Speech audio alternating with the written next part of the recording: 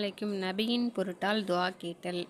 ஹஜ்ரத் Umar அலில்லாஹ் அவங்க சொல்கிறாங்க, நபி ஸல்லல்லாஹு அலைஹி வஸல்லம் அவங்க ஆதம் அலைஹிஸ்ஸலாம் அவங்க சொர்க்கத்தில் பாவம் ஒன்றை செய்துட்டு, அதாவது ஒரு பழத்தை சாப்பிடக்கூடாதுன்னு அல்லாஹ் சொல்லி அவங்க சாப்பிட்டதோட பாவம் ஒன்றை செஞ்சதால் சொர்க்கத்திலிருந்து உலகத்திற்கு அனுப்பப்பட்டாங்க. உலகத்தில் உள்ள எல்லா நேரங்களிலும் அழுது பிரலாபித்து பாவம் மன்னிப்பு கேட்டுக்கிட்டே இருந்தாங்க. ஒரு தடவை வானத்தின் பக்கம் கையையும் தலையையும் உயர்த்தி, யா அல்லாஹ், முஹம்மது நபி ஸல்லல்லாஹு அலைஹி வஸல்லம் அவர்களின் பொருட்டால் என்னை மன்னிக்கும்படி உன்னிடம் வேண்டுகிறேன் என்று துவா செய்தாங்க.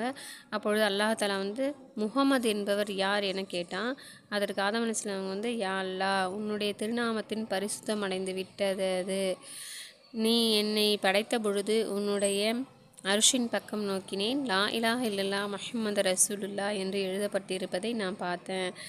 எனவே எவருடைய பெயரை உன்னுடைய பெயருடன் இணைத்து நீ எழுதியுள்ளாயோ அந்த முஹம்மது ஸல்லல்லாஹு அலைஹி வஸல்லம் அவர்களை விட மகத்தான் அந்தஸ்துடையவர்கள் உன்னிடத்தில் யார் இருக்க முடியும் என்பதை அறிந்து கொண்டேன். அதனால தான் கேட்டேன் அப்படின்னு அப்பொழுது சொல்கிறாங்க. அப்பொழுது அல்லாஹ் தஆலா, ஆதமே, அவர் தான் உம்முடைய சந்ததியிலிருந்து தோன்றுகின்ற இறுதி நபி ஆவார்.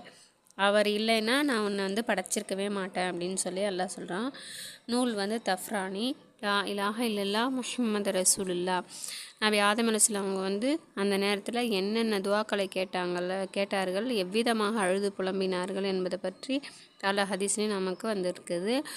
அந்த பிரச்சனைகள் எதுவும் இடமில்லை. சாதாரண ஒரு முதலாளியின் கோபத்திற்கு ஆளான வேலைக்காரர்களுக்கு என்ன நிலை ஏற்படுகிறது என்பது தெளிவான விஷயம்தான்.